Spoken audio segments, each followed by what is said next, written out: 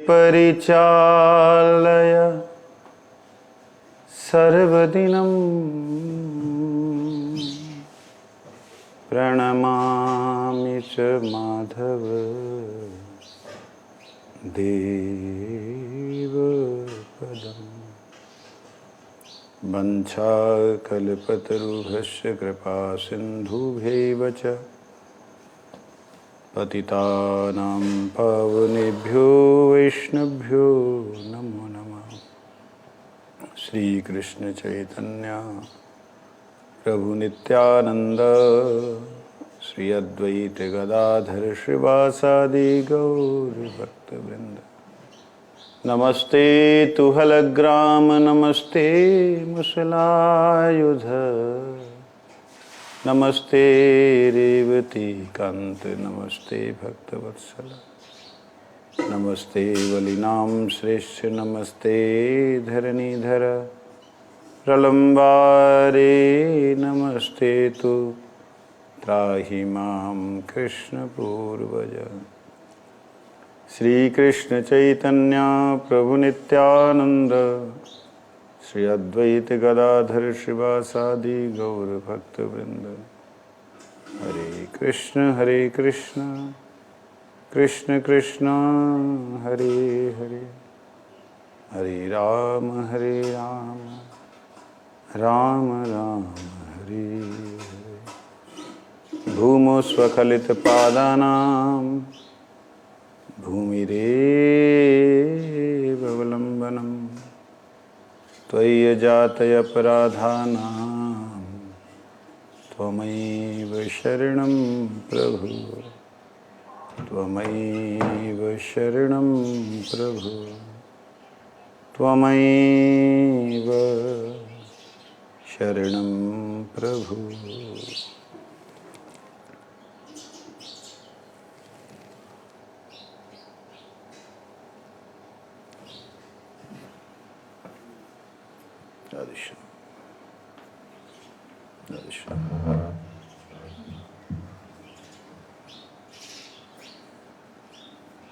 आज गौड़ीय वैष्णवों के विधान अनुसार श्री बलराम जी का शुभ आविर्भाव है। बलराम जी कौन हैं? बलराम जी के विषय में विशेष रूप से कृष्णदास कविराज गोस्वामी जी ने वर्णन किया है।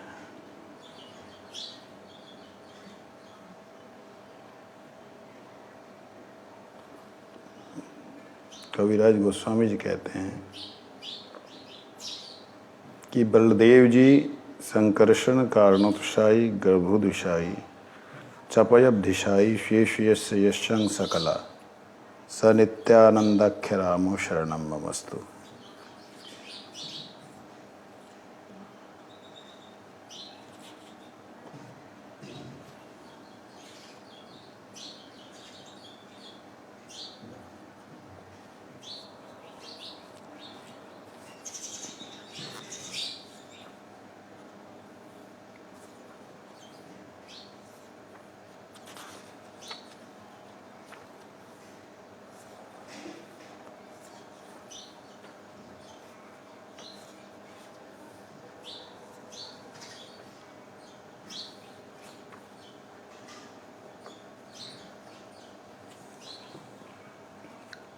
जब हम लोग इस विषय की चर्चा करते हैं तो अक्सर देखा मैंने लोग जो हैं सोने लग जाते हैं, क्योंकि ये विषय बलराम जी का वो साधारण विषय नहीं। बलराम जी समस्त जीव, जितना जीव जगत है उस जीव जगत के पिता है। जीव जगत बोलने का मतलब क्या है? मुक्त और बद्ध। जो मुक्त जीव हैं, आदिकाल से जो मुक्त हैं, उन्होंने देखा ही नहीं माया, उन्होंने देखा ही नहीं अंधकार, उनको पता ही नहीं अंधकार नाम की कोई चीज़ होती है, अज्ञानता नाम की कोई चीज़ होती है उन्हें नहीं पता। उनको ऐसा होता ही नहीं कि कल क्या होगा पता नहीं है। उनके लिए कल भी आज है, जो कल बीता था वो भी आज ही है। मतलब उनके लिए अज्ञानता नहीं है, कहीं कोई पर्दा नहीं है। वो नित्य मुक्त जीव हैं। उनमें है नंद यशोदा मैया इत्यादि बहुत सारे। कुछ लोगों का ऐसा मानना है और ऐसे ही सिद्धांत को लेके वो लोग चलते हैं कि जीव अनादि बहिर्मुख है। जैसे भक्ति विनोद ठाकुर जी ने भी लिखा चैतन्य चरितामृत में भी, जीव अनादि काल से बहिर्मुख है। अनादि काल से क्यों कहते हैं? कहते ब्रह्म नित्य है तो ब्रह्म की शक्ति, जीव भी नित्य है। तो जैसे ब्रह्म का कोई आर पार नहीं है, उनका कोई काउंटिंग नहीं कर सकते टाइम की, ऐसे जीव की भी नहीं कर सकते। इसलिए जीव को अनादि शब्द से जोड़ दिया, अनादि बहिर्मुख। तो इसका मतलब एक दृष्टि से देखा जाए कि जीव की सृष्टि, इसका मतलब कभी हुई थी। जीव की सृष्टि, जीव कभी प्रकट हुआ था। क्वेश्चन आता है कि अब नहीं हो रहा है? जीव कभी प्रकट हुआ था तो क्या अब प्रकट नहीं हो रहा है? नवीन जीव नहीं हो रहे हैं? क्या वो लिमिट थी भगवान की? ये क्वेश्चन आता है। इसका जवाब जो है, मेरे को इधर उधर तो कहीं शास्त्रों में तो ज़्यादा खोजा नहीं, लेकिन फिर भी मिला नहीं। तो एक जगह पे है, नित्य ही जीवों का प्रादुर्भाव होता है। क्योंकि जो तटस्थ अवस्था है, तटस्थ अवस्था जानते हैं? मालूम है नहीं मालूम? एक ऐसी जगह है जहाँ पे माया की सीमा समाप्त हो जाती है। जहाँ माया की सीमा समाप्त, जैसे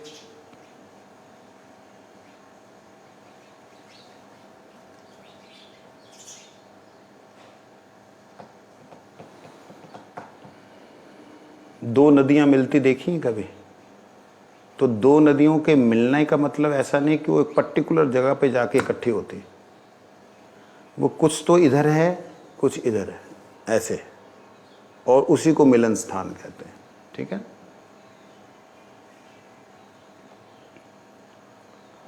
इसी प्रकार से जहां माया का प्रभाव अर्थात माया का अंधकार जहां समाप्त होने की अवस्था में आ जाता है और वहां पे ब्रह्म का जो दिव्य प्रकाश है उसके साथ में उसका संयोग होता है।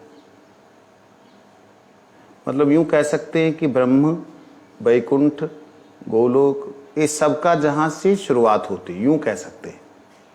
माया का एंड और वहां की शुरुआत। तो वह जो पर्टिकुलर प्लेस है, वो सारे जितने भी ब्रह्मांड हैं, अलग अलग ब्रह्मांड, उनका अलग अलग वो स्पेस है। समझ पा रहे हैं? उसे कहते तटस्थ। वहां से वही जो प्रकाश है दिव्य, वह प्रकाश पुंज का प्रवेश होने के कारण वह माया जो है चेतन, मतलब वो अंधकार जो है चैतन्यवत हो जाता है। जैसे अभी सूरज नहीं आया लेकिन अभी प्रकाश हो गया। ठीक है ना?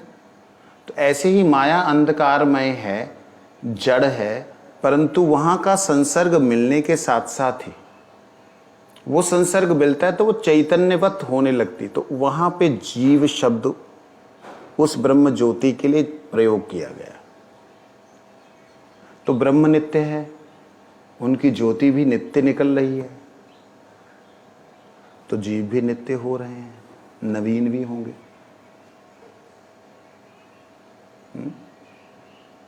हम अपने आप को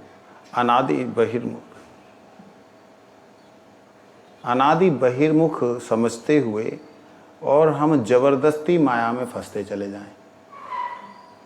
जबरदस्ती कि हमारे संस्कार ऐसे क्या करेंगे, भाग्य ऐसा क्या करेंगे, हम लोग क्या करेंगे, कुछ भाग्य वो है ना, काल ही कर्म ही ईश्वरी मिथ्या दोष लगाएं, सिर धुनी धुनी पछताएं। याद है किसी को? तुलसी जी ने बोला कि भगवान ने सत्संग दे दिया, गुरु दे दिए और नाम अपना दे दिया, उसके बाद भी जो मूढ़ व्यक्ति है वो काल को, मेरा भाग्य, कर्म मैं क्या करूं, मेरे कर्म ऐसे, और ईश्वर भगवान को दोष लगाते रहते। ये भगवान जब करा लेंगे कर लेंगे, भगवान की कृपा से हो जाएगा। मिथ्या दोष लगाएं, झूठे दोष लगाते हैं।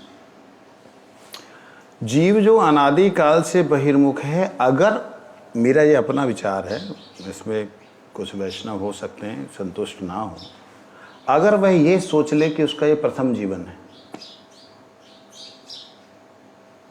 सोचने में क्या जा रहा है, क्योंकि नित्य नवीन जीव तो आ ही रहे।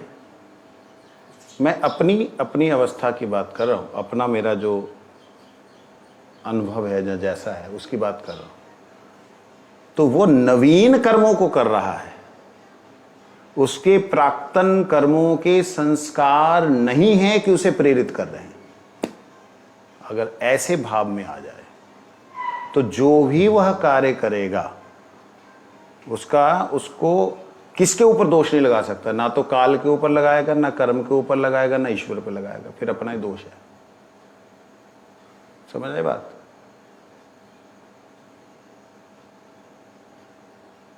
तो अपना दोष है। फिर मैं ऐसा कर रहा हूं, क्या करूं, मैं नहीं करना चाहता हूं, मेरे से कोई करवा रहा है, कोई नहीं करवा रहा, हट। इस बात को अगर हम समझ लें तो बलदेव जी की डायरेक्ट कृपा होने लग जाएगी। कैसे, क्यों? केवल भगवान गीता में कहते हैं कि केवल मन का ही बंधन है जीव का, मन का ही बंधन है जीव का, और यही मन उसका मित्र है, यही मन उसका शत्रु है। तो मन को मनाना है, मन को मनाना है। किसके द्वारा? विवेक के द्वारा, क्योंकि बुद्धि भी कई बार मन के द्वारा भ्रमित हो जाती है। तो विवेक से क्या? विवेक भगवान के तो नित्य अनंत प्रकाश जो है वो नित्य माया के संयोग में आ रहा है, नित्य जीव वहां से प्रकट हो रहे हैं। उन अनंत जीवों में से मैं एक क्षुद्र जीव हूं। मेरे को ऐसी दिव्य कृपा हुई है कि मेरे को शुद्ध गुरु परंपरा मिल गई है। शुद्ध क्या मिला? गुरु परंपरा। गुरु परंपरा। उस शुद्ध गुरु परंपरा में मेरा शुद्ध संबंध है बलदेव जी से, बलराम जी से। अगर बलदेव जी बलराम जी समझ में ना आए सिंपली शब्दों में, तो शक्ति से तो है ही है, शक्ति से संबंध है।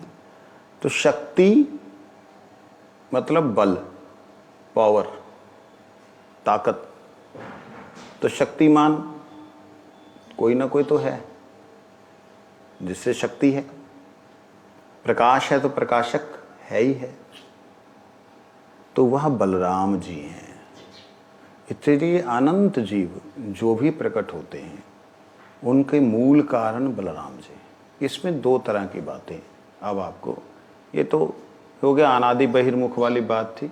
कृष्ण भूली से ही जीव अनादि बहिर्मुख अतैव माया तारे दे संसार आदि। अनादि शब्द इसलिए प्रयोग किया गया क्योंकि पता नहीं है कब से है, इसलिए अनादि बोल दिया। अभी से है, ये भी हो सकता है, नवीन है। अगर बिल्कुल नवीन होगा तो उसके लक्षण भी अलग होंगे। बिल्कुल नवीन होगा ना, पुराने संस्कार नहीं होंगे तो उसके लक्षण अलग होंगे। वो इस जगत में आएगा तब बिल्कुल भोंदू लगेगा, बिल्कुल जैसे हमारा वो है ना अवधूत बच्चा, ऐसा लगेगा। अपनी मस्ती में मस्त, संसार को बड़े अजीब तरीके से देखेगा। लोग उसे कहेंगे पागल है, दिमाग का हिला हुआ है।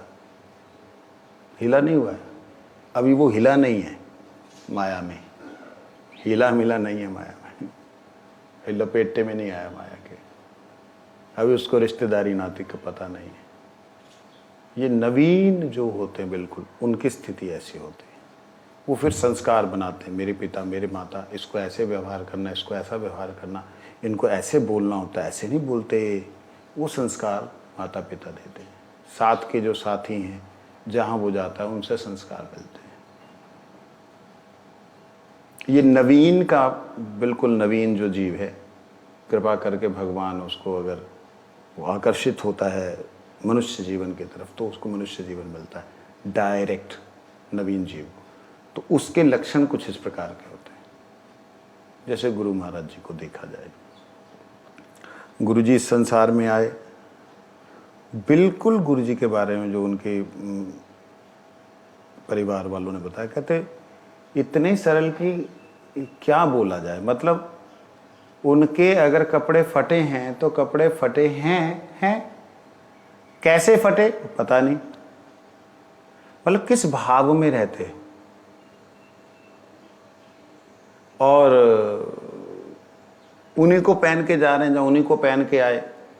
पिताजी भाई कपड़ा फटा हुआ है, अच्छा ठीक है। सरल इतने कि वो भी चलेगा। माँ बोलती उतार, माँ तो बड़ी जल्दी चली गई थी, लेकिन उसको फिर सिलाई करना इस प्रकार से, फिर पहनाना। तो जो हो, कहने का मतलब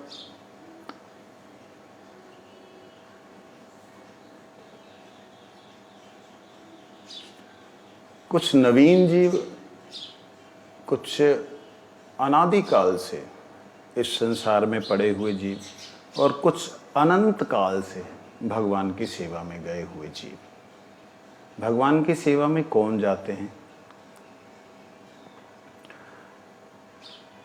जीव की स्थिति क्या है? जीव जैसे प्रकट हुआ, मतलब माया का संसर्ग आया,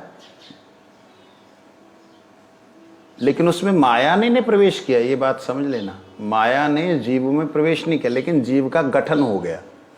जैसे उदाहरण के लिए, हम लोग कई बार कार में बैठे होते हैं ठंडियों के समय, शीशे बंद कर लें बिना एसी चलाए, तो क्या होता है,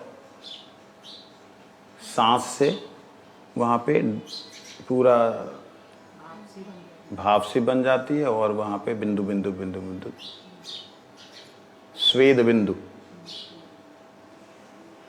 वो वाष्प बिंदु बन जाते हैं। ध्यान दीजिएगा, क्या इन वाष्प बिंदुओं को बाहर की ठंडक लगी? नहीं लगी। क्या बिना ठंडे शीशे के होगा? नहीं होगा। शीशा ठंडा है, मतलब पर्टिकुलर प्लेस ऐसा है कि जहां पे वह जीव का रूप दिखलाई देने लग जाता है। मतलब अनंत ज्योति का, भगवान की जो ब्रह्म ज्योति है, उसका एक गठित रूप, एक गठन दिखलाई देता है। समझ आ गई बात? सांस में तो जल है ही है, लेकिन वो जल वहां पे दिखलाई देने लग जाता है एक मूर्ति के रूप में। समझ लग गई? अब यही जल एसी चला दो तो वो सर्कुलेट हो जाता है, तो वो फिर वो डिसअपियर सा हो जाता है, लेकिन फिर भी रहता है वातावरण में। बात समझे?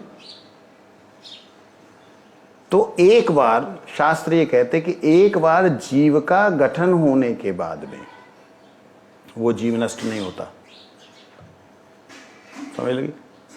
वो जीव नष्ट नहीं होता, मतलब जैसे एसी चलाया तो उसमें गायब हो जाता है ना वो वाष्प, ऐसा नहीं होता। वो जीव है तो वो जीव रहेगा ही रहेगा अनंत काल तक, क्योंकि उसका गठन माया होके नहीं हुआ है। माया के पहले ही एक ऐसा संसर्ग है जहां से हुआ है, वो चैतन्य से हुआ है, चैतन्य ही है।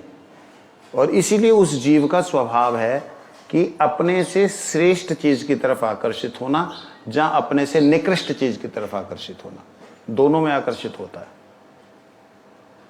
अपने से श्रेष्ठ की तरफ आकर्षित होने वाले, जो खुद कैसा है, प्रकाशमान है। तो अनंत प्रकाश की तरफ जब उसने देखा, उसको देख करके सांस नहीं है वहां पे। आप ये मत सोचिए मैं सांस ले रहा हूं, तो वहां भी सांस लिया उसने, ये काल्पनिक है। तो देख करके आश्चर्यचकित हुआ और उसकी तरफ दौड़ा कि ये क्या है, एक जीव ये है। वहां पे उनको स्वतंत्रता है, उनका इंटेलिजेंस है, किधर जाना किधर नहीं जाना।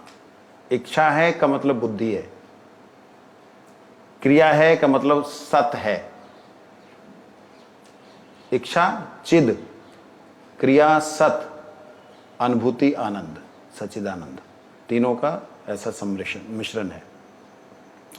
तो वो भगवान की तरफ आकर्षित होता है। तो उस समय जब वो आकर्षित होता है उस अनंत प्रकाश की तरफ, तो अनंत प्रकाश के बीच में ही कई लोग समा जाते हैं, कई लोग उसके और आगे चले जाते हैं, उसके मूल में जाने की कोशिश करते। तब उनको ब्रह्म का बाहरी आवरण बलराम, वैकुंठ जितने हैं, जितने भी वैकुंठ हैं, वो सारे गोलोक धाम की ही परिधि में है। गोलोक धाम की परिधि क्या होता है? परिधि मतलब सीमा। जैसे गोलोक, जैसे ये प्रकाश है, इस प्रकाश के बीच में हम सब बैठे हुए हैं, ठीक है ना। है तो अंदर नहीं प्रकाश के, लेकिन बोला क्या जा रहा, प्रकाश के बीच में। इसी प्रकार से गोलोक अपने आप में एक स्थान है। गोलोक के अलावा फिर गोलोक से जो प्रकाशित प्रकाश है, इसको कैसे रखा, वो अपने आप में एक स्थान है। ये समझे? गोलोक से प्रकाश से निकला हुआ प्रकाश, वो प्रकाश पुंज से बने हुए अनंत वैकुंठ, गोलोक धाम अपने आप में है। अनंत वैकुंठों में जिस प्रकार से गोलोक में श्री कृष्ण हैं अधिष्ठात्री देव, ऐसे ही वैकुंठों में विष्णु हैं। जैसे गोलोक में श्री राधा रानी हैं, ऐसे ही वैकुंठों में लक्ष्मी है। ये लक्ष्मी राधा रानी, आप लोगों की बुद्धि में स्त्री शरीर आता होगा, लेकिन ऐसा नहीं है, वो शक्ति है, उनका नाम ऐसा है। राधा मतलब आराधिका, लक्ष्मी मतलब ऐश्वर्य, भगवान की अपुलेंस जो है, भगवान का ऐश्वर्य जो है वो लक्ष्मी। तो इसलिए वैकुंठ को अनंत देव का आवरण है। किनका आवरण है? अनंत देव का। और गोलोक को बलदेव जी का आवरण है, बलराम जी का आवरण है। गोलोक को जो ढका, गोलोक को चारों तरफ से घेरा है, चारों तरफ से किसी तरफ से कोई भी प्रवेश करेगा तो वो बलराम जी ही पहले उन्हें मिलेंगे। शक्ति है। जैसे राधा रानी और लक्ष्मी एक होने पे भी राधा रानी माधुर्य स्वरूप है, मतलब, और लक्ष्मी जो है ऐश्वर्य स्वरूप है। इसी तरह से बलराम जी का एक अनंत स्वरूप है। अनंत स्वरूप का मतलब जितने वैकुंठ हैं उनमें अनंत देव के रूप में विराजमान है। तो जरूरी नहीं कि नाग के रूप में विराजमान है, ऐसा भी नहीं है, अलग अलग तरह से। इसलिए अनंत शब्द उनके लिए प्रयोग किया गया। अनंत रूपों से भगवान की सेवा जो करें उन्हें अनंत देव कहते हैं। तो वह बलराम जी वहाँ पर भगवान के गोलोक धाम का मूल आवरण है। अब यहाँ पे माया जगत की सृष्टि का तो पता लगा थोड़ा सा, कि इस माया में जो भी क्रिया होती है वो जीव के द्वारा ही हो सकती है, नहीं तो क्रिया नहीं हो सकती। आत्मा अगर ना हो तो एक दूसरे के साथ एक दूसरा तत्व जुड़ नहीं सकता। नहीं समझे?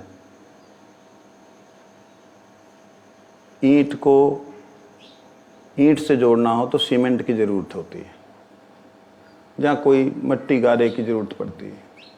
इसी प्रकार से एक तत्व को दूसरे तत्व से जोड़ने के लिए जीव की जरूरत है, और वही तत्वों को आपस में मिक्स करके 5 तत्वों को एक शरीर बनाने के लिए भी जीवों की जरूरत है। मैं कई बार इसका उदाहरण देता हूँ। जैसे मेरे हाथ में यहाँ पे ये चमड़ी जो है वो हो चुकी, डेड हो चुकी है। अगर मेरे को इसको फिर वैसे का वैसा, जैसे इधर चमड़ी इधर करनी होगी, तो इसको मेरे को काट के बिल्कुल अलग करके और नए से सिलाई कर देना होगा, तो फिर वो चमड़ी जो है नई आ जाएगी, एक दूसरे से जुड़ जाएगी। बीच वाले जो मरे हुए जीव हैं वो निकल के साइड हो जाएंगे। समझे बात? नहीं मालूम? पता है? तो इसका मतलब हमारे पूरे शरीर में, जैसे एक शरीर को धारण करने के लिए अनंत जीवों की जरूरत पड़ती है, ऐसे अनंत जीव मतलब अनंत शक्तियां, उनमें से एक मैं हूं, एक मैं, जिसने इस शरीर को इतने बड़े को धारण किया हुआ है। ऐसे ही ब्रह्मांडों को धारण करने के लिए एक एक अधिदेव होते हैं। जैसे शरीर को धारण करने के लिए मैं अधिदेव हूं, मैं ईश्वर हूं। क्या बोला मैंने? मैं ईश्वर हूं। हाँ, मेरे पास में शक्ति है इस शरीर को धारण करने की। मैं इस शरीर को धारण करने के साथ साथ सांस ना लूं तो अंदर के सारे जीव तड़प जाएंगे। मेरे पास ऐसी शक्ति है कि वो सारे को तड़फा भी सकता हूं, उन सबको सुख भी दे सकता हूं। ये ईश्वर की शक्ति होती है। समझ आ गई बात? जैसे ये शरीर एक ब्रह्मांड की तरह, ऐसे ये ब्रह्मांड भी है, उसके भी अधिष्ठात्री देव हैं, वो ब्रह्मा इत्यादि, वो भी ईश्वर हैं। शिव इत्यादि वो भी ईश्वर हैं। वो इन छोटे छोटे जीवों से और ज्यादा बलशाली है। ठीक है? इन ईश्वरों के ऊपर भी ईश्वर हैं, उन्हें कहते हैं परमेश्वर। जैसे एक वचन, द्विवचन, उसके बाद बहुवचन। तीन को बहुवचन क्यों बोला? त्रिवचन बोल देते। एक वचन, दो वचन, बहुवचन। इसी प्रकार से ब्रह्मा, शिव और उसके बाद ईश्वर, परमेश्वर। ये ब्रह्मा जी ईश्वर हैं, शिव जी ईश्वर हैं और भगवान विष्णु परमेश्वर हैं। तो एक एक ब्रह्मांड में एक एक ब्रह्मा, एक एक विष्णु, एक एक शिव विराजमान हैं। ये सारे के सारे जितने भी हैं, ये गर्भोदिशाई जिसे हैं। किनसे हैं? और सारे गर्भोदिशाई जितने भी एक एक ब्रह्मांड को लेकर के, एक एक ब्रह्मांड को लेकर के, ब्रह्मांड मतलब छोटा ब्रह्मांड नहीं, बहुत से उसमें लोक हैं, बहुत सारे लोक हैं। एक दो पृथ्वियां नहीं है, ना जाने कितनी है। पृथ्वी मतलब ऐसी वाली पृथ्वी नहीं है, कैसी कैसी पृथ्वियां होंगी। 5 तत्वों से बना हुआ अनंत ब्रह्मांडों में कहाँ क्या है क्या नहीं है हमें कुछ भी नहीं पता। मैं एक बार सोचा था कि मैं घूम घाम के आता पता तो लगे, लेकिन हुआ नहीं काम। तो खैर जो है, काल्पनिक तो कहीं भी जा सकते हैं, लेकिन प्रैक्टिकल में नहीं हुआ। इस प्रकार से एक एक ब्रह्मांड के लिए, जैसे ब्रह्मा विष्णु महेश हैं अधिष्ठात्री देव, ऐसे ही ये ब्रह्मांड एक एक वैकुंठ से जुड़े हुए हैं। बात समझना, ध्यान देना।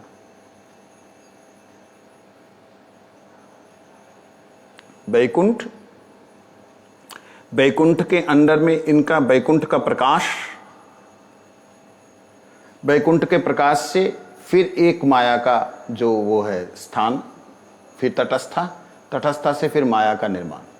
ये इस विष्णु के द्वारा परिचालित है, इस वैकुंठ से परिचालित। जैसे हमारा चंद्र हमारा उपग्रह है ना, ऐसे वैकुंठों का भी उपग्रह, वैकुंठों का भी एक तरह से ये सारे ब्रह्मांड जो हैं एक एक वैकुंठ के उपग्रह।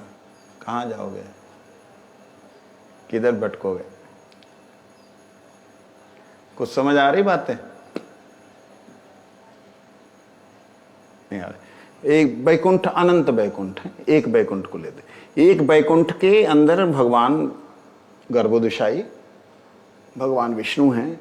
उनकी प्रेरणा से, उनके इच्छन से जो ये उनका दिव्य प्रकाश है, वो बड़ा ही तीव्र गति से दूर, जो बड़ी दूर माया अंधकारमयी है, उसकी तरफ जब कृपा दृष्टि होती है तो वह माया जो है कांप जाती है,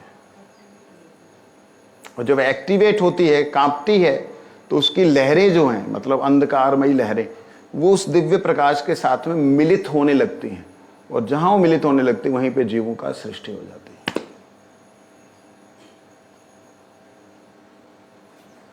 तो ऐसे वो वहां ब्रह्मांडों की सृष्टि होती, मतलब वहां पे नक्षत्र तारे ये सब। इसमें एक और बात है जो शायद कहीं ग्रंथ में मिले या ना मिले मालूम नहीं। इनमें से कुछ जीव ऐसे होते हैं जो अपने आप को अत्यंत प्रभावशाली दिखलाना चाहते हैं।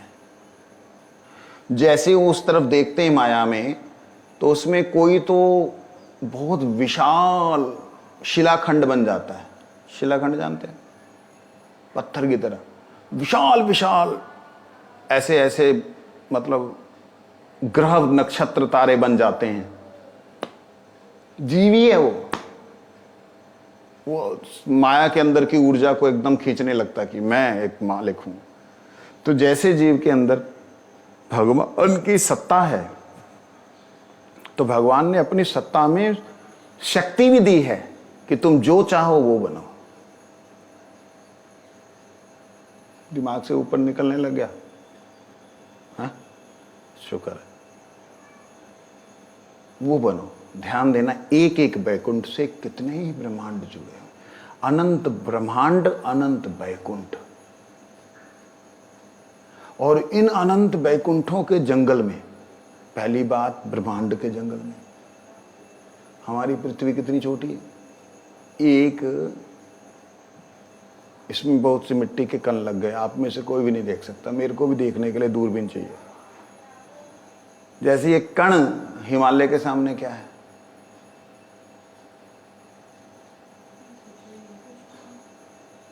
ऐसे ही हमारी पृथ्वी एक ब्रह्मांड के अंदर सूरज के सामने क्या है? सूरज जो है बृहस्पति के सामने क्या है? तुच्छ, कुछ भी नहीं है। कल्पना करके देखिए, इतने बड़े ब्रह्मांडों के संरचना के अंदर हमारी स्थिति क्या है? पृथ्वी की कुछ है नहीं, हमारी क्या है? और हम बात किसकी कर रहे हैं? बैकुंठों की, ब्रह्मांडों के मालिकों की। कल्पना करके देखिए कि ये कैसी पूरी तरह काल्पनिक लग रहा है, लेकिन काल्पनिक नहीं है। क्यों काल्पनिक नहीं है? क्योंकि प्रमाण शास्त्र है। शास्त्र इस बात को कहते हैं कि बैकुंठों के अधिपति ही संपूर्ण ब्रह्मांडों की संरचना करते हैं। मन नाम अलग अलग हैं, जैसे नरहरि हैं, जैसे वराह हैं, जैसे कूर्म हैं, अलग अलग हैं।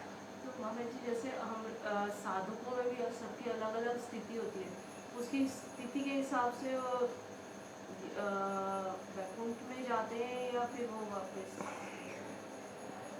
अच्छा प्रश्न है कि क्या सभी बैकुंठ में ही जाएंगे स्थिति के अनुसार, या बैकुंठ में ही जाना जरूरी होता है पहले?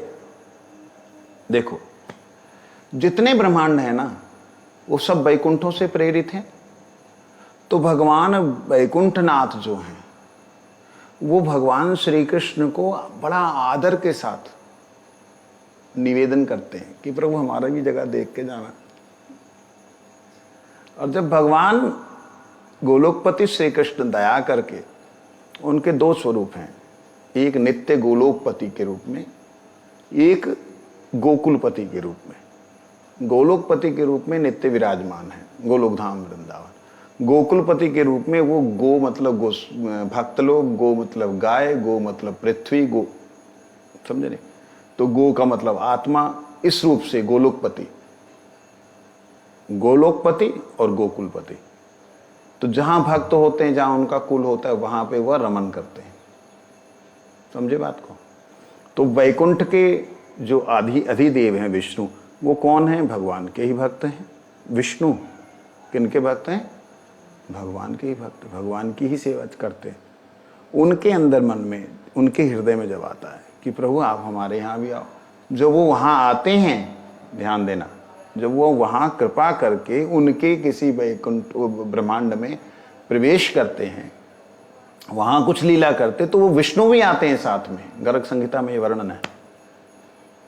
तो वो विष्णु भी उनके साथ आते हैं और आ करके विष्णु जब उनकी लीला को देखते हैं कि कैसे कैसे गोचारण किया, ये किया, वो किया, फलाना, हमको तो दो चार ही लीलाएं आती, गोचारण वगैरह, और क्या आता है, कहीं कुछ और भी करते होंगे, हमको क्या मालूम, है ना। तो जो जो लीला करते हैं ना, तो वैकुंठाधिपति जो विष्णु है वो देखते हैं उनको, और उस वक्त एक चांस मिलता है उन जीवों को सारे वैकुंठों को छोड़ करके, सारे ब्रह्मांडों को छोड़ करके सीधा गोलोकपति श्री कृष्ण के धाम में जाने का मौका मिलता है। बात समझे? जब गोलोकपति कृष्ण आते हैं तब उनमें से जो कुछ जीव भाग्यशाली होते हैं वो अगर उस श्री कृष्ण के प्रति आकर्षित होते हैं तो ये वैकुंठपति जो विष्णु है, नारायण है, वो उन्हें उस तरफ भेजते, जा जा जा जा।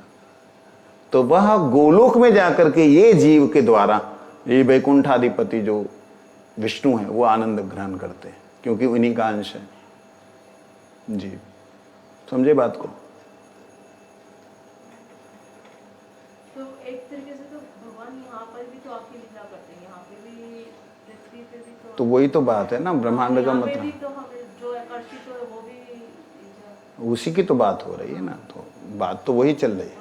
हाँ, तो इसमें क्या है कि बाकी समय में जैसे हमारे अपने ब्रह्मांड के लिए और ब्रह्मांडों को छोड़ दें, हमारे ब्रह्मांड में हमारे पृथ्वी पे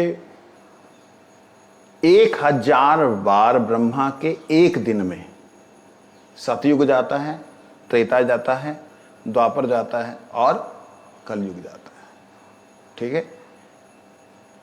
और ये 7वें मनवंतर के 28वीं चतुर्युगी है, मतलब लगभग हमारे वाले ब्रह्मा जी का दोपहर का टाइम है। बात समझ रहे? हमारे वाले ब्रह्मा जी का दोपहर का समय है। यहां पे सूर्य नहीं उनको रोशनी देता, हमारे ब्रह्मा जी को सूर्य के द्वारा रोशनी नहीं मिलती। हमारे ब्रह्मा जी को जो रोशनी मिलती है वो ब्रह्म की साक्षात स्वरूप के द्वारा, साक्षात ब्रह्म अर्थात वैकुंठ से ही उनको प्रकाश मिलता है। तो वैकुंठ का जो समय है उस समय से कम समय ब्रह्मा जी का है, तो उस समय में एक दिन के अंदर 1000 बार बीतते। तो मानो कल्पना करने के लिए सूर्य उदय से सूर्य अस्त तक एक दिन हुआ, तो इसके सेंटर वाला 14 मनुओं का समय 7वां मनु आ गया।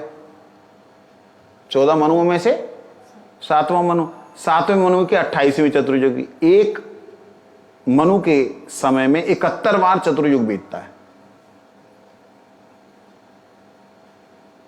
कितनी बार? किसी का 71, किसी का 70, किसी का 72, किसी का 74, ऐसे अंदाजन 71 बार लगा दिया।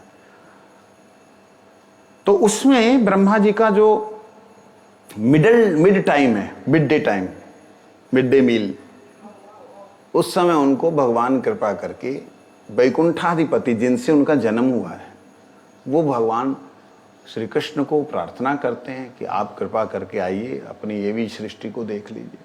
तो भगवान दया करके आते हैं। इसलिए कहा अनर्पित चिरिंचिरात करण्य अवतीर्णो कलो समर्पयत उन्नत उज्जवल रसाम स्वभक्ति श्रियम हरि पुरट सुंदर द्विति कदम्ब संद्रिपित सदा हृदय कंदरि स्फुरतु ना सचिनंदना।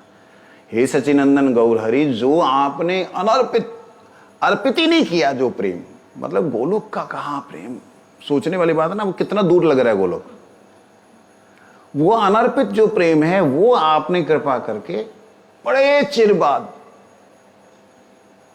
अर्पण किया, बहुत चिर बाद, बहुत काल बाद। तो वह बलदेव जी, जो हम बलदेव शब्द प्रयोग कर रहे हैं, वह बलदेव सिर्फ गोलोक धाम का ही अपने काय विहु से, अपने शरीर से, अपने अंग से सेवा करते हैं। लेकिन उनसे प्रकट हुए अनंत देव, जिसको वासुदेव, संकर्षण, अनिरुद्ध, प्रद्युम्न कहते हैं, चतुर्व्यूह, ये अन्य अन्य वैकुंठों का पालन करते। तो मूल रूप से कौन हो गए? बलराम जी। तो बलराम जी विष्णु के भी कारण हैं। वासुदेव, संकर्षण, अनिरुद्ध और प्रद्युम्न, ये 4 प्रकार की उपाधियां हैं। उपाधि शब्द नहीं प्रयोग करना चाहिए, भगवान सर्व उपाधि विनिर्मुक्त हैं, परंतु 4 प्रकार के टाइटल्स हैं। अलग अलग वैकुंठ में वासुदेव जो हैं वो अलग अलग नाम से हैं। समझे नहीं? अनंत नामों में से हमारे सिर्फ सहस्त्र नाम ही हम जानते हैं, विष्णु सहस्त्र नाम, गोपाल सहस्त्र नाम, इतने ही जानते हैं। तो वह अनंत शब्द प्रयोग हम कर रहे हैं, क्योंकि ज़्यादा ही अनंत में जाएंगे ना तो फिर शून्य ही हो जाएंगे, तो इसलिए एक लिमिट में चलते हैं। तो हमारे पे अत्यंत दया करके भगवान गोलोक अधिपति इस धरातल पे अवतीर्ण हुए, और अवतीर्ण होने के लिए बलराम जी स्वयं नंद महाराज बने, स्वयं यशोदा बने। प्रैक्टिकली नंद यशोदा इत्यादि माता पिता का जो रोल करते हैं वो बलराम जी करते हैं। वृषभानु महाराज, कीर्तिदा देवी, ये सब बलराम जी का काम। सुना पहले कभी? तो अष्टसखा भी बलराम। द्वादश गोपाल, अष्टसखा नहीं, द्वादश गोपाल बलराम। 12 रूपों से भगवान के साथ में, गोपाल के रूप में साथ में रहते बलराम जी। 10 रूपों से भगवान की बिल्कुल अंतरंग सेवा करते। भगवान के शैया के रूप में बलराम जी, भगवान के वस्त्रों के रूप में बलराम जी, आसन के रूप में बलराम जी, भगवान के भोजन थाल के रूप में बलराम जी, इवन कि भोजन के रूप में बलराम जी। क्योंकि चिन्मय को चिन्मय ही चाहिए, जो चैतन्य को चैतन्य ही चाहिए। तो बलराम के बिना भगवान है ही नहीं, इस बात को समझ लीजिए। कई लोग बोलते हैं बलराम और जो है कृष्ण जहाँ होते वहाँ राधा रानी नहीं होती, हमारे गुरुजी बोलते थे ऐसा। तो फिर एक दिन गुरुजी राधा कुंड में बैठे हो तो बोलते, धीरे से बोला इस बात को उन्होंने, बलराम जी तो कृष्ण का साथ में ऐसा जाता नहीं, अनंग मंजरी का रूप में उसी में है। तो अब जानवा देवी की, नित्यानंद जी जो है बलराम है, तो उस जानवा देवी के रूप में अनंग मंजरी के रूप में भगवान की मधुर लीला में भी योग माया रूप से भी है। तो वो थोड़ा सा बोला क्योंकि समझ में नहीं आएगा ना, तो उसमें एक प्रश्न हो जाता है कि ऐसा भेद क्यों है। ये लीलागत भेद है। क्या है? लीलागत भेद। ये लीला को चलाने के लिए, लीला को गति प्रदान करने के लिए भेद दिखलाई देता है कि जहाँ पे कृष्ण बलराम होते हैं वहाँ श्री राधा रानी नहीं जाते, जहाँ राधा और कृष्ण एकांत में होते हैं वहाँ बलराम जी नहीं जाते। यहाँ पे ये सिर्फ लीलागत भेद है, अन्यथा कोई भेद है ही नहीं, प्रैक्टिकली कोई भेद नहीं। ये ऐसे ही समझ लो कि पानी तो पीना ही है आदमी ने, लेकिन बर्फ नहीं पीना चाहता, बर्फ नहीं पी सकता। पानी के बिना तो बर्फ है नहीं, लेकिन बर्फ को नहीं पिएगा, पानी पिला दो। तो ऐसे ही बर्फ के स्वरूप से बलराम जी हैं। तो राधा रानी कहती मैं भाई जहां वो रहेंगे मैं वहां नहीं। एक माधुर्य लीला का एक मर्यादा दिखलाने के लिए संसार में आए ना, तो संसार के हिसाब से थोड़ी मर्यादा। अन्यथा लक्ष्मी नारायण कहाँ विराजमान है? शेष शैया पे तो विराजमान है। गोलोक धाम क्या है? बलराम जी तो गोलोक धाम है। कुंज निकुंज जितना भी है सब क्या है? बलराम जी ही हैं। परंतु इस जगत में एक मर्यादा दिखलाने के लिए बड़ा भाई है उसके सामने नहीं, चलो साइड में हो जाओ, साइड में हो जाओ, अरे वो बलराम जी आ गए, अच्छा अच्छा अच्छा अच्छा। तो यहाँ पे थोड़ी मर्यादा सा दिखलाने का एक अभिनय मात्र है, लीला मात्र है। बर्फ नहीं, मैंने बर्फ को पी जाती है, जब तक गलेगी नहीं, बर्फ नरम नहीं हो जाएगी तब तक उसको पी नहीं सकते ऐसे। तो बलराम जी महाराज की जय। तो जो बलराम जी के जो सखा है वो किस बलराम जी अपना विस्तार किए? सारा बलराम जी है। जैसे कृष्ण ने अपनी विलास मूर्ति, कृष्ण का विलास मतलब कृष्ण ने अपने आप को जैसे विस्तार किया, वो बलराम के रूप में किया। श्री राधा रानी ने खुद का विस्तार किया, वो गोपियों के रूप में किया। निज गोपियां, वो गोपियां बलराम जी से नहीं आई हैं, वो जीव तत्व में नहीं है, वो ईशा तत्व में है। ईशा ईश्वरीय शक्ति, तो वो मूल गोपियां जो हैं वो राधा रानी से ही हैं। ऐसा कई गोपियां जो इधर से जाएंगी जितनी भी, वो बलराम जी की कृपा से जाएंगे, उनको बलराम जी देंगे। है न निताई बिने भाई राधा कृष्ण पाइते नाई। तो बलराम जी ही कृपा करेंगे कि उनको राधा कृष्ण की सेवा गोपी भाव से भी मिले। कई लोग बोलते हैं गोपी भाव बलराम जी नहीं देते, जानते नहीं कुछ। अरे हमारे गुरुवर्गों ने बोला, गुरुवर्गों ने और भी बात बोली ना, उसको भी तो समझो। गुरुवर्गों ने केवल एक ही बात तो बोली नहीं बलराम जी के लिए, दूसरी बात भी तो बोली कि हैनो निताई बिने भाई राधा कृष्ण पाइते नाई, दृढ़ कोरी धरो निताई पाए। नित्यानंद के चरण को पकड़ कर रखो। बोल कौन रहा है? गोपी भाव वाली बोल रही है। भाई अगर ऐसा ही है तो श्री कृष्ण चैतन्य प्रभु नित्यानंद बोलना बंद कर दो, अद्वैताचार्य का नाम बोलना बंद कर दो। गदाधर, श्री चैतन्य गदाधर बोलो, श्रीवास जी का भी निकाल दो। भाई तुम अब राधा कृष्ण के उपासक हो, गोपी भाव वाले हो, तो बिल्कुल ज्यादा ही कुछ चढ़ने लगे हो। अरे भैया वहां उस गोलोक धाम में जाने के लिए प्रथम आवरण ही बलराम हैं। बलराम को क्रॉस करके कोई जा ही नहीं सकता, बलराम को बाईपास नहीं कर सकते। बस सिंपल सी बात है।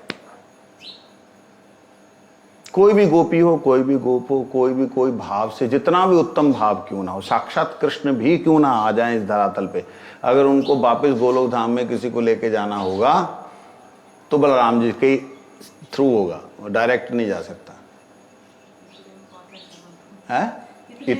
इतना जरूरी है बलराम जी का कृपा। हमारे मठों में ना एक तो बुद्धि जो है ना, फैनेटिक बुद्धि है।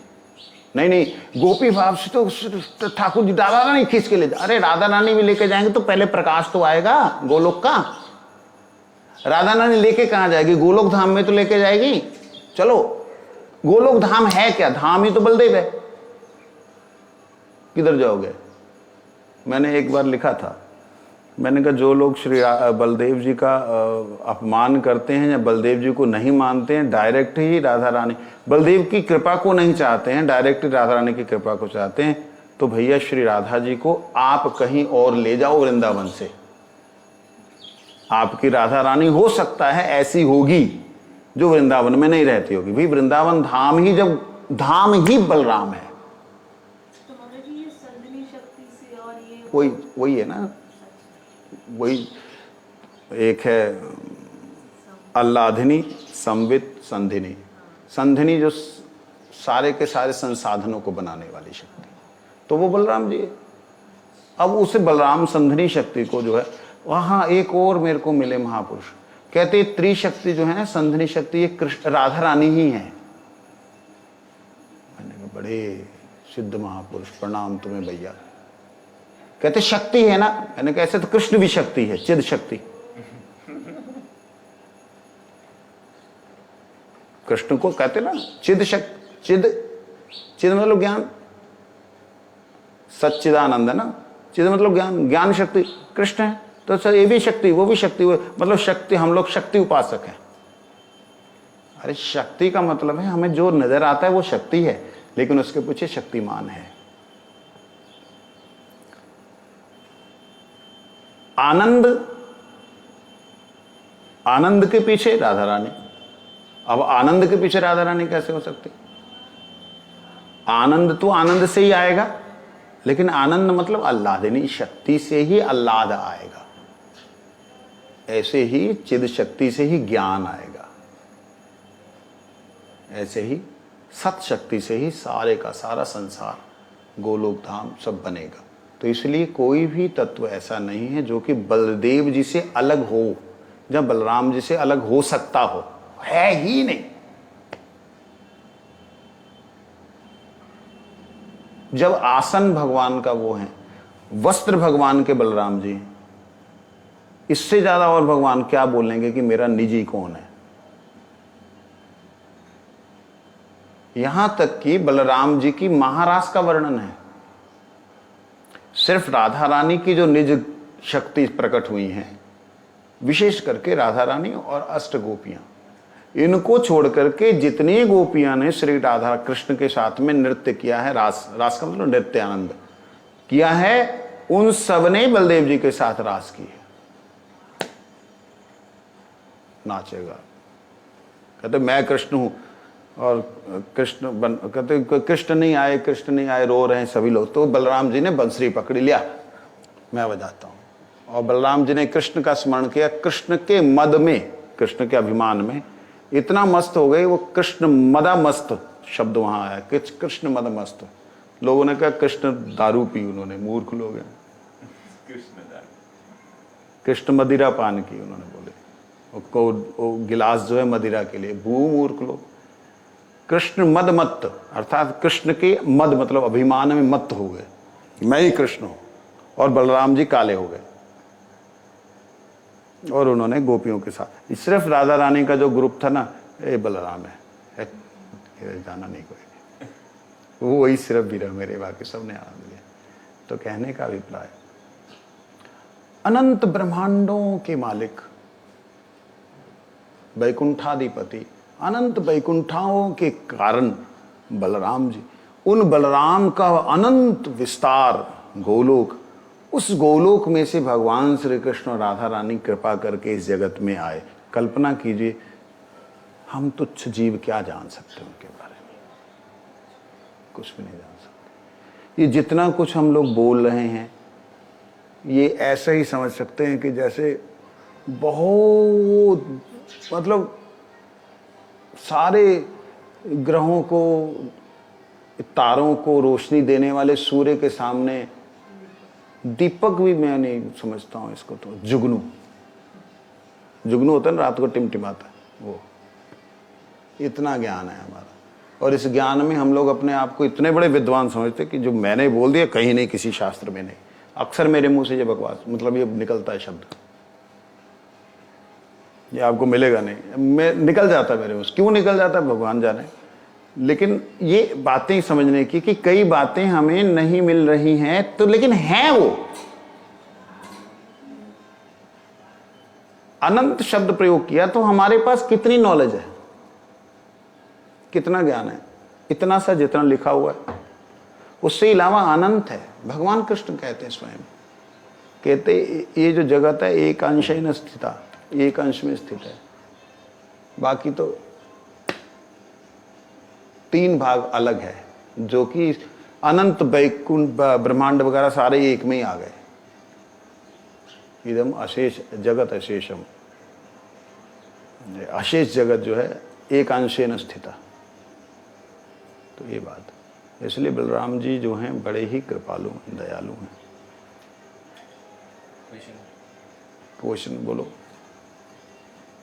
कि ब्रह्मांड अनेक हैं, जैसे कि उसमें वैकुंठ उनसे प्रकट हुए हैं, तो जैसे कि किसी में नरसिंह भगवान वैकुंठ के अधीश्वर हैं, वैसे इस ब्रह्मांड में जो ये किसी ने फोड़ दिया,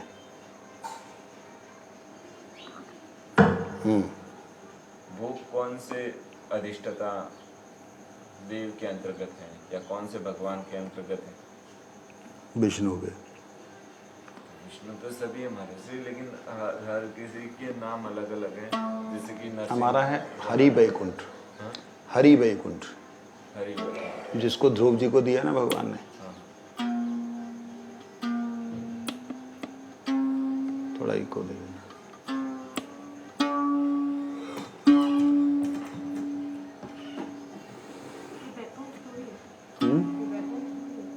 हम किससे रिलेटेड हैं?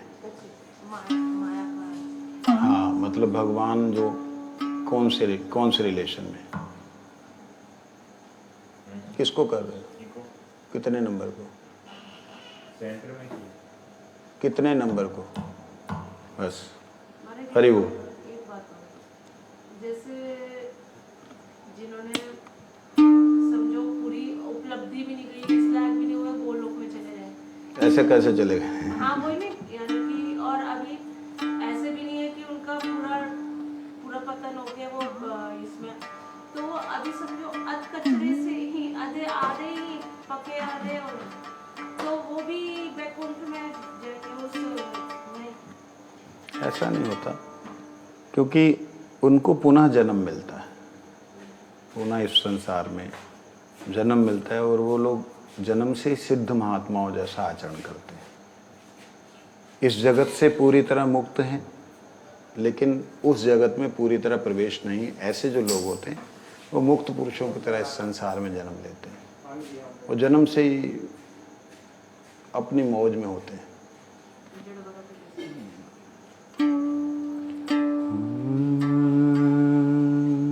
प्रभु ले लो कुछ, मैं दे दूं? थक हाँ, कोई नहीं है, नहीं झुंझुना।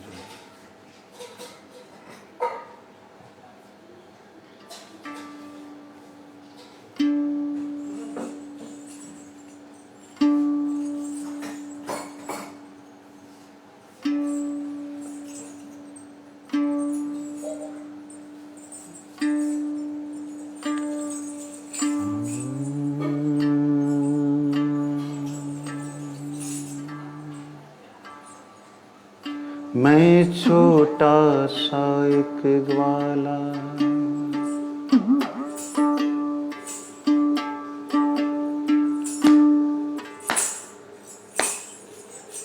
मैं छोटा सा एक ग्वाला,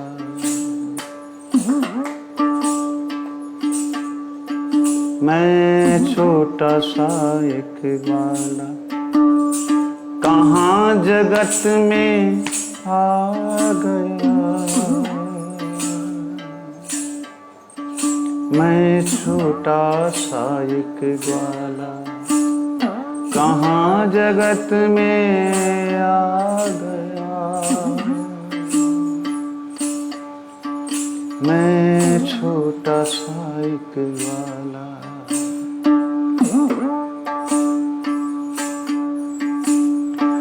तुमको भूला कान्हा, तुमको भूला कान्हा, जग में मैं भर मा गया। मैं छोटा सा एक ग्वाला, मैं छोटा सा एक ग्वाला, हो कहाँ जगत में आ गया। मैं छोटा सा एक ग्वाला, कहाँ जगत में आ गया। मैं छोटा सा एक ग्वाला।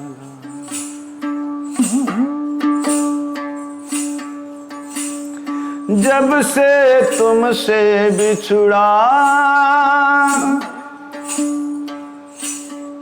हो जब से तुमसे बिछुड़ा, करता रहा मन की कही। जब से तुमसे बिछुड़ा, करता रहा मन की कही।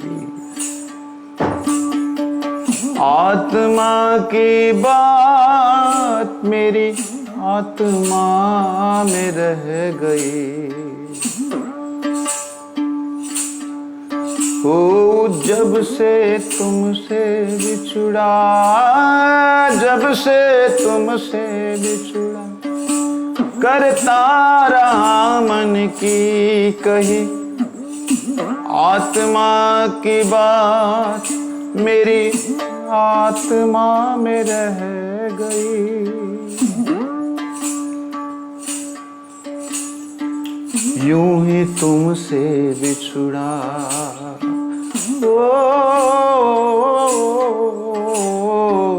यूं ही तुमसे बिछुड़ा, भव सागर में बहता गया।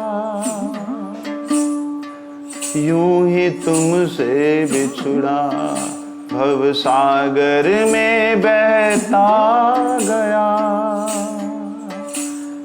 तुमसे बिछुड़ा कान्हा,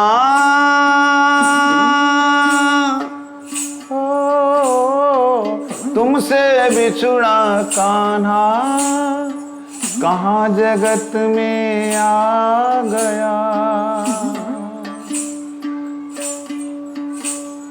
तुमसे बिछुड़ा कान्हा, कहाँ जगत में आ गया छोटा सा एक ग्वाला।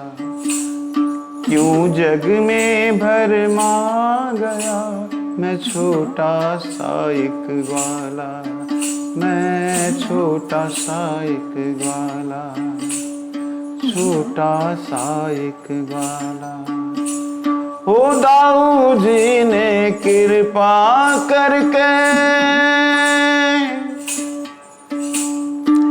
दाऊ जी ने कृपा करके अपने निज जन को भेजे। गुरुदेव ने कृपा करके, ओ गुरुदेव ने कृपा करके हरि नाम मोहे दे डाला। गुरुदेव ने कृपा करके हरि नाम मोहे दे डाला। भूला जग को प्यारे,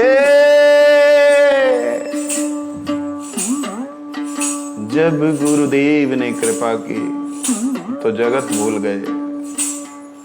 अब फिर गुरुदेव जब सेवा में चले गए तो ये माया मोह फिर सताने लगा। गुरुदेव ने कृपा करके हरि नाम मोहे दे डाला। माया मोह में भूल गया था उनका था मैं बहु प्यारा, उनका था बहुत प्यारा छोटा सा एक ग्वाला। हे दाऊ दादा, हे दाऊ दादा, हे दाऊ दादा, दादा हे दाऊ दादा, हे दाऊ दादा, हे दाऊ दादा।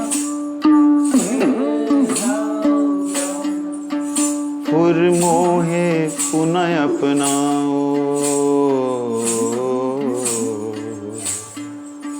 फिर मोहे पुनः अपनाओ। निज गोलोक में ले जाओ जहां मुझे तुम सेवा दोगे, वहीं सेवक मैं बन जाऊं, वहीं सेवक मैं बन जाऊं।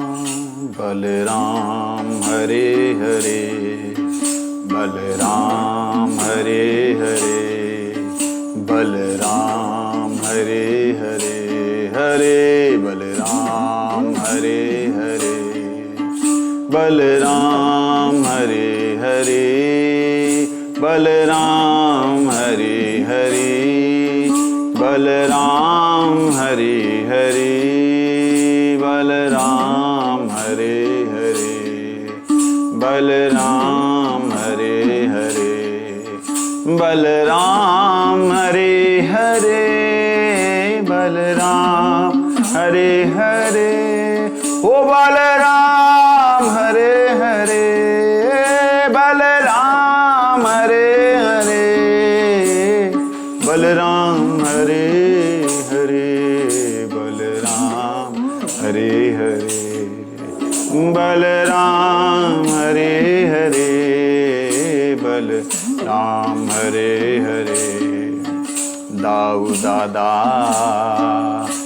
हो दाऊ दादा, दाऊ दादा,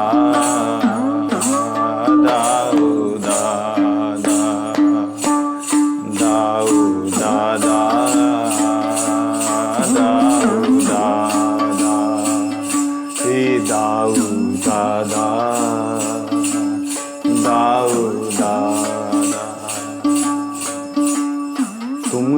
प्यारे कृष्ण है आधा, तुम बिन प्यारे कृष्ण है आधा, तुम बिन प्यारे कृष्ण है आधा, तुम बिन प्यारे कृष्ण है गोलोक तुम वैकुंठ हो, तुम ही हो सारी सृष्टि।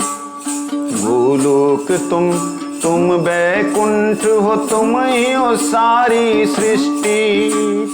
तुम बिन कोई न पावे योगी ऋषि। श्री कृष्ण चरण की भक्ति, श्री कृष्ण चरण की, श्री कृष्ण की भक्ति, बाबा रे कृष्ण चरण की भक्ति। दाऊ जी मोह पे दया करो, दाऊ जी मोह पे, हाँ बाबा जी मोह पे दया करो, बाबा जी मोह पे।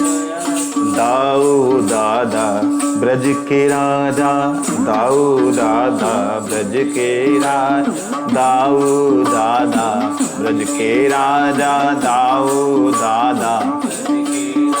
और कृष्ण है राजकुमार, कृष्ण है राजकुमार, दादा रे कृष्ण है राजकुमार, कृष्ण है राजकुमार, दादा रे कृष्ण है राजकुमार, कृष्ण है राजकुमार। नंद बिदाऊ यशोदा बिदाऊ, नंद बिदाऊ यशोदा बिदाऊ, सखा दाऊ दाऊ है दासा, सखा दाऊ दाऊ है दास, सखा दाऊ दाऊ है दासा, सखा दाऊ दाऊ है दास। तुम बिन कृष्ण है आधा, दादा तुम बिन कृष्ण है आधा, दादा तुम बिन कृष्ण है आधा, दादा तुम बिन कृष्ण है। दाऊ दादा, दाऊ दादा, दाऊ दादा, दाऊ दादा। सब वेदों में तुम्हारी महिमा, शक्तिमान शक्ति की सीमा। सब वेदों में तुम्हारी महिमा, शक्तिमान शक्ति की सीमा। तुम्ही विष्णु तुम्ही ब्रह्मा शिव हो, तुम्ही विष्णु तुम्ही ब्रह्मा, तुम्ही विष्णु तुम्ही ब्रह्मा शिव हो, तुम्ही विष्णु तुम्ही ब्रह्मा। ओ शक्ति को हो आधारा, शक्ति को हो आधारा, सब शक्ति को हो आधारा, सब शक्ति को हो आधारा। बलराम दाऊ दादा, बलराम दाऊ, रोहिणी नंदन दाऊ दादा, रोहिणी नंदन। हाँ रेवती रमणा दाऊ दादा, रेवती रमणा, रेवती रमणा दाऊ दादा, रेवती रमणा। कृष्ण अग्रज दाऊ दादा, कृष्ण अग्रज दाऊ, दाऊ दादा, दाऊ दादा, दाऊ दादा।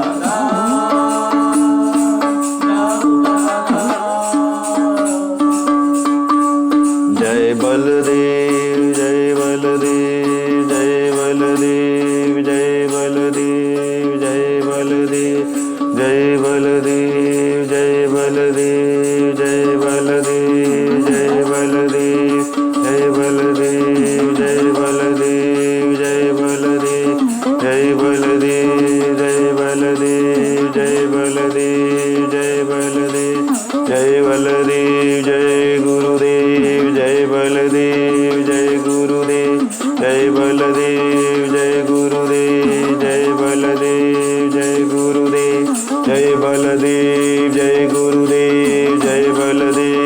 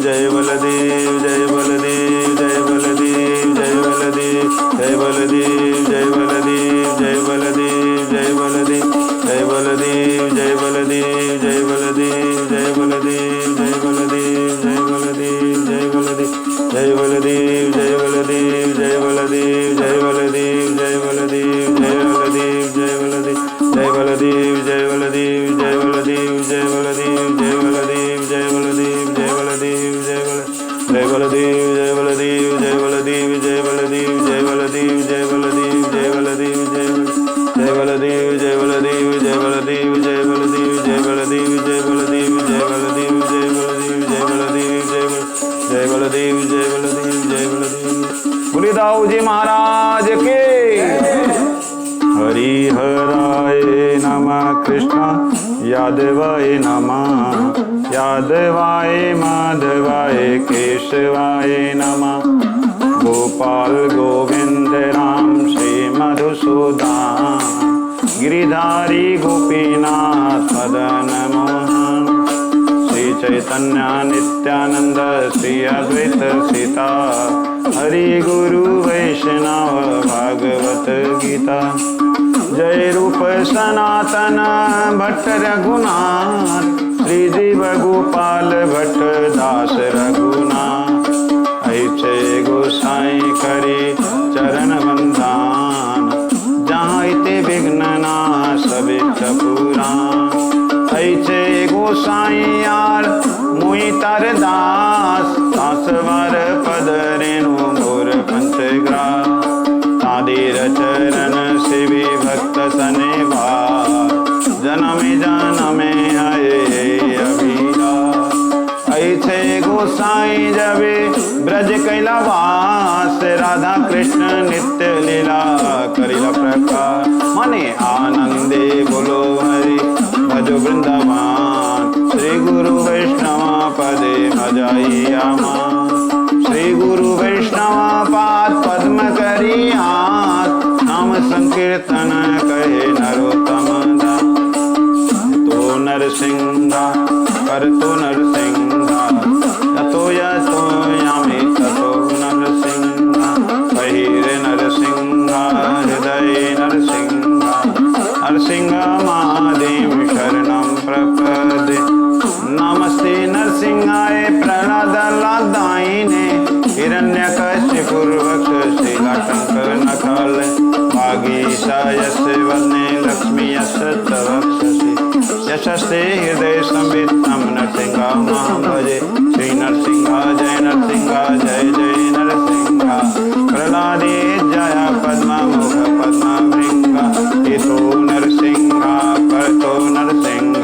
यतो यतो यामि ततो नरसिंह, वैर नरसिंह हृदय नरसिंह। नरसिंहमादिं शरणं प्रपद्ये। नमस्ते नरसिंहाय प्रह्लादलादायिने, हिरण्यकशिपुर्वक्ष शीलाटंक नखल।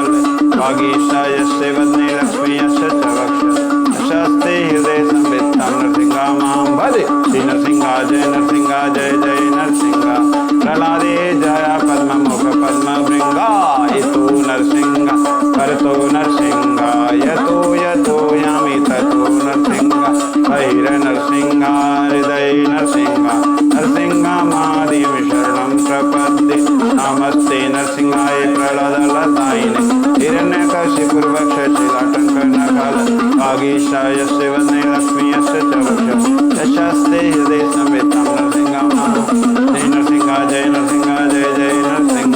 प्रह्लादे जय पद्ममुख पद्मभृंग, हितो नरसिंह परतो नरसिंह। यतो यतो यामि ततो नरसिंह, वैर नरसिंह हृदय नरसिंह। नरसिंहमादिं शरणं प्रपद्ये। नमस्ते नरसिंहाय प्रह्लादलादायिने, हिरण्यकशिपुर्वक्ष शीलाटंक नखल। वागीशायस्य वदने लक्ष्मी यस्य च वक्ष, यशस्ते हृदय संवित्तं नरसिंहमहं भजे। श्री नरसिंह जय नरसिंह जय जय नरसिंह।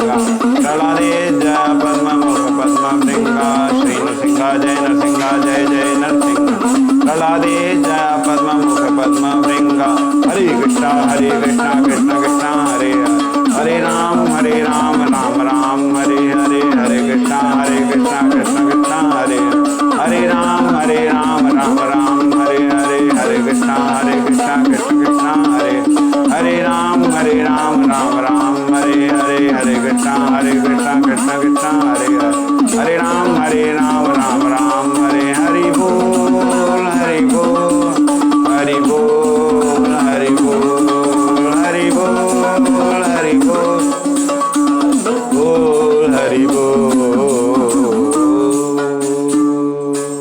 गुरु गौरांग राधा गोकुलानंद देव कृष्ण बलदेव नंदी यशोदा मैया की जय। परमाराध्यतम